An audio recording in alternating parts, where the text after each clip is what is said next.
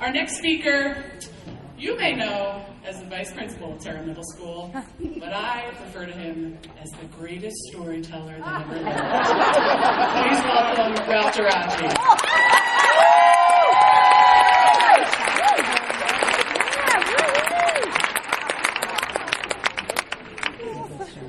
Wow, talk about an introduction. Thank you so much, Robin.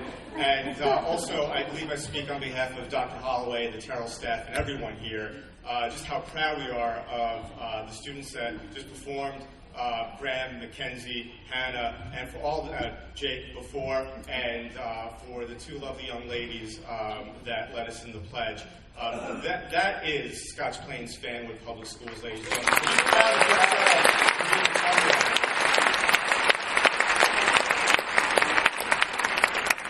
Now, without any further ado, let's talk more about some snow days. Officially, good morning, everybody. I'd like to start by offering a warm and deserved congratulations to Dr. Mast and Ms. Botsford as we welcome an exciting school year in the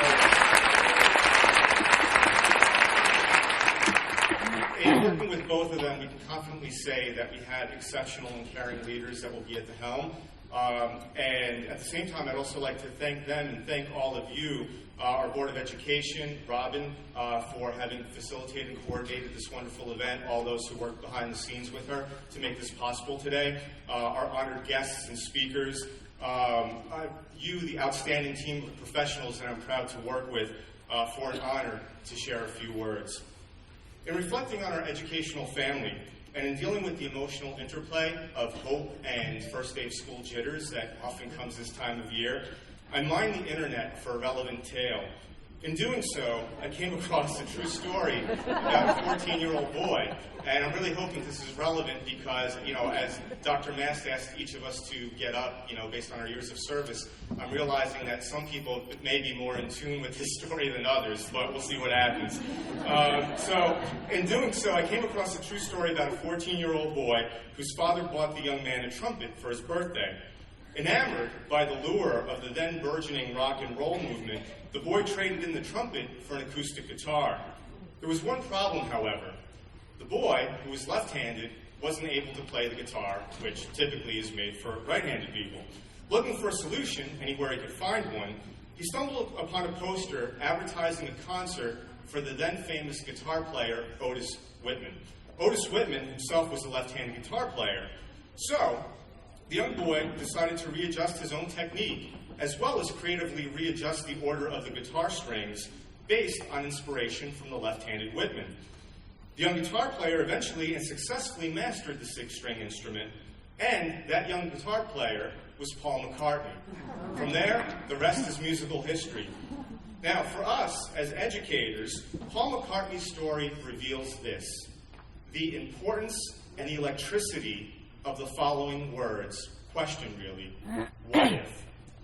What if, for reasons you can discern, drove Paul McCartney's quest to follow his authentic passion? What if impelled him to be flexible, to be a problem solver? And what if arguably changed the musical landscape, stamping a profound impact on performers and audiences alike for generations to come?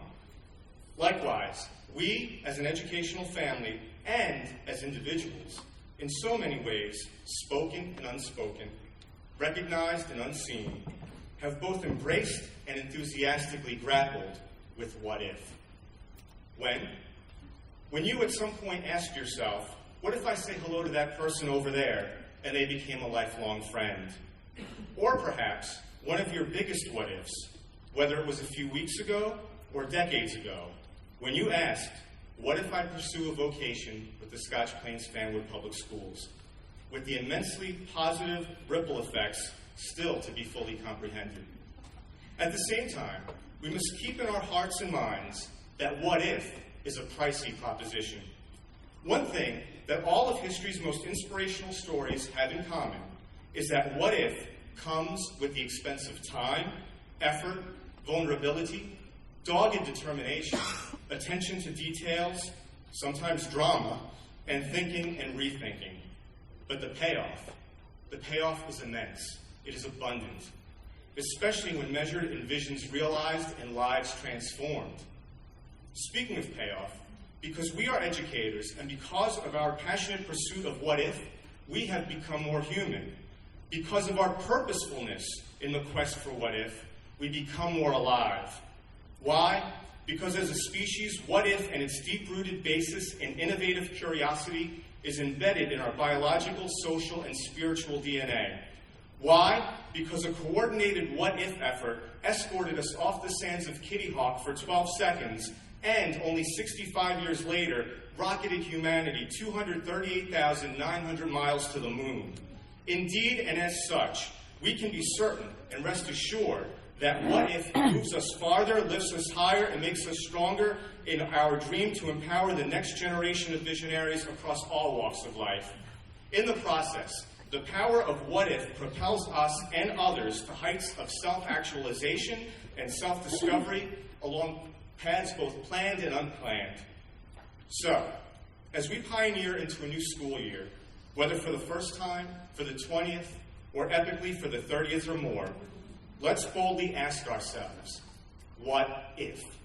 What if I try those new teaching strategies? What if I make an extra effort to look out for that student who sits by themselves at lunch? What if I make an intentional effort to accept my mistakes and move forward, not in spite of them, but because of them? What if I embrace and celebrate my success? And what if I mail a thank you note to those teachers who inspired me to think in terms of what if? The teachers who helped me sit where I'm sitting today so that I might stand with and steward my own students through many tomorrows, to challenge them to think in terms of what if, so that they can connect real-life learning to real-life improvement. With these and the treasured what-ifs we'll nurture throughout the next 182 days, and almost equally treasured weekends and splendid vacation days in between, remember to dance with joy over the fact that our students' what-ifs will have helped cultivate better readers, better writers, better thinkers, better collaborators, but above all, better people. Peoples whose compassion, global citizens whose capacity for compassion overshadows even their social media presence and whose academics informs their act of kindness. In the words of Lauren Bacall, imagination is the highest kite one can fly. The mission is ours, the mission is yours. Fly that kite, fly it higher than it's ever been flown, fly it on the mighty wings of what if.